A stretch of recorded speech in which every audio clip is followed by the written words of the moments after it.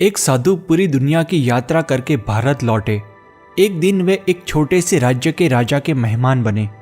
राजा ने साधु के पास जाकर कहा, साधु जी, मैं 20 वर्षों से एक सवाल कई साधु संतों से पूछ चुका हूं, लेकिन आज तक किसी ने संतोषजनक उत्तर नहीं दिया। क्या आप मुझे उस सवाल का जवाब देंगे? बिल्कुल दूंगा, साधु ने कोमल मुस्कान के साथ कहा। आज आपको निराशा नहीं होगी, पूछिए अपना सवाल। मुझे भगवान से मिलना है। राजा ने दोनों हाथ जोड़कर विनती की, कृपया करके भगवान को समझाने की कोशिश मत कीजिए। मुझे सीधे उनसे मिलना है, आमने सामने। आपको अभी मिलना है या कुछ समय के बाद? मुझे माफ करे, शायद आपको मेरा सवाल ठीक से समझ नहीं आया है। राजा ने हल्के से हंसते हुए स्पष्ट किया, मैं परमात्मा की बात कर रहा हूं, भगवान नाम के किसी व्यक्ति की नहीं। मुझे मालूम है राजन, साधु ने फिर नम्रता से मुस्कुराते हुए कहा, मैं हर पल भगवान के संपर्क में ही रहता हूं। आप मुझे तुरंत और स्पष्ट उत्तर दीजिए, आपको अभी मिलना है या कुछ समय के बाद? मैं अभी तुरंत मिलना चाहता हूं, राजा ने अधीरता से कहा। मैं 20 साल से उनसे मिलने के लिए बेचैन हूं। ठीक है, आप एक काम कीजिए, आप एक कागज पर अपना नाम, परिचय और पता लिख दीजिए ताकि मैं भगवान को बता सकूं कि आप कौन हैं। राजा ने कागज पर अपना नाम, महल का पता और अपना परिचय लिख दिया। साधु ने कागज लेकर राजा से कहा, राजन, यह सारी बातें जो आपने इस कागज पर लिखी है मुझे पूरी तरह से झूठी लग रही है। अरे, ऐसा कैसे हो सकता है? मैंने सब सच लिखा है, राजा ने गंभीर स्वर में कहा। अच्छा, तो अगर मैं इस नाम को बदल दूं तो क्या आप बदल जाएंगे? नाम बदलने से मैं तो वही रहूंगा जो मैं हूं, राजा ने जवाब दिया।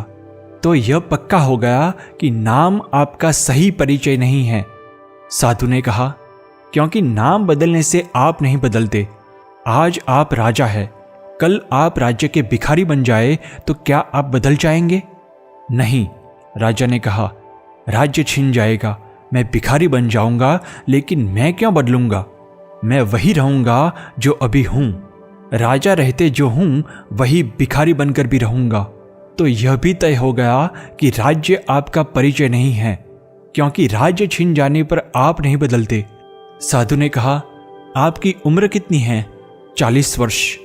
साधु ने आगे कहा, जब आप बच्चे थे तब क्या आप कोई और थे या अभी जो है वही थे?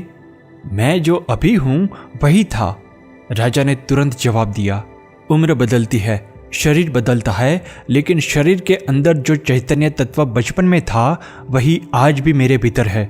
तो फिर उम्र भी आपका परिचय नहीं है और न ही शरीर आपका परिचय है। तो फिर आप कौन हैं? साधु ने कागज सामने रखते हुए कहा, आप इसे स्पष्ट रूप से लिख दे ताकि मैं भगवान को भेज सकूं, वरना मैं भी आपके साथ झूठा साबित हो जाऊंगा। इसमें आपका सही परिचय नहीं है। मेरा असली परिचय तो मुझे भी नहीं पता, राजा ने उलझन में अपना सिर खुजलाते हुए कहा। जो मैं हूं उसे तो मैं जानता ही नहीं। मैं तो इन सब के आधार पर ही अपना परिचय जानता हूं, राजन, साधु ने हल्की मुस्कान के साथ कहा। सच्ची पहचान के बिना भगवान से मिलना असंभव है, क्योंकि अगर मैं उन्हें यह नहीं बता सकूं कि कौन उनसे मिलना चाहता है तो भगवान भी मुझसे पूछेंगे कि किसे मिलवाना चाहते हो। तो अब क्या? अब आपको पहले यह खोजना होगा कि आप कौन हैं, आपकी असली पहचान क्या है। मैं आपको वचन देता हूं कि जिस दिन आप जान लेंगे कि आप कौन हैं, उस दिन आप भगवान की तलाश नहीं करेंगे, क्योंकि खुद को जानने में ही भगवान को भी जान लिया जाता है। दोस्तों, ईश्वर को पाने का मार्ग आत्मज्ञान से होकर गुजरता है। जब तक हम अपनी असली पहचान को नहीं समझते तब तक परमात्मा को पाना असंभव है। राजा के सवाल और साधु के उत्तर के माध्यम से यह समझाया गया है कि नाम, पद और बाहरी पहचान हमारे असली अस्तित्व का हिस्सा नहीं है। आत्मज्ञान ही वास्तविक सत्य की कुंजी है। आज के संदर्भ में इस संदेश को कई तरीके से समझाया जा सकता है। आधुनिक जीवन में पहचान का भ्रम। आज की दुनिया में लोग अपनी पहचान को अपने नाम, काम या सामाजिक स्थिति से जोड़ते हैं। उदाहरण के लिए, एक सॉफ्टवेयर इंजीनियर सोच सकता है कि उसकी पहचान उसकी नौकरी है, लेकिन अगर वह नौकरी चली जाए तो क्या उसकी असली पहचान भी चली जाएगी? नहीं, हमारी पहचान हमारी आत्मा, हमारे विचार और हमारे कर्मों में छिपी होती है। सोशल मीडिया का प्रभाव। आज सोशल मीडिया पर लोग लाइक्स, फॉलोअर्स और कमेंट से अपनी पहचान बनाने की कोशिश करते हैं, लेकिन यह केवल बाहरी आडंबर है। उदाहरण के लिए, अगर किसी व्यक्ति का सोशल मीडिया अकाउंट डिलीट हो जाए तो क्या वह व्यक्ति गायब हो जाएगा? नहीं, व्यक्ति की असली पहचान उसके आंतरिक गुण और विचारधारा में है, न कि डिजिटल दुनिया में। सफलता और असफलता में खुद को स्थिर रखना। कहानी में राजा का पद और संपत्ति उनकी पहचान नहीं थी।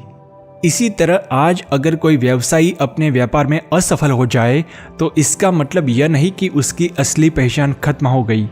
असली सफलता खुद को जानने और अपने मूल्यों पर टिके रहने में है।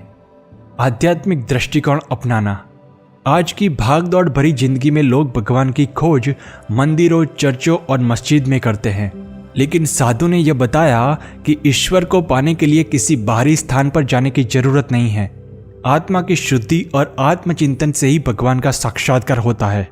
दैनिक जीवन में आत्मज्ञान की उपयोगिता। आत्मज्ञान केवल ईश्वर को पाने के लिए नहीं, बल्कि एक बेहतर इंसान बनने के लिए भी जरूरी है। उदाहरण के लिए, अगर एक छात्र खुद को जान ले कि उसकी क्षमताएं और कमजोरियां क्या है, तो वह अपने जीवन में सही फैसले ले पाएगा। दोस्तों, यह कहानी हमें सिखाती है कि बाहरी पहचान और भौतिक सुख अस्थायी है। जब हम अपनी सच्ची पहचान को समझ लेते हैं, तभी हमें भगवान का साक्षात्कार होता है।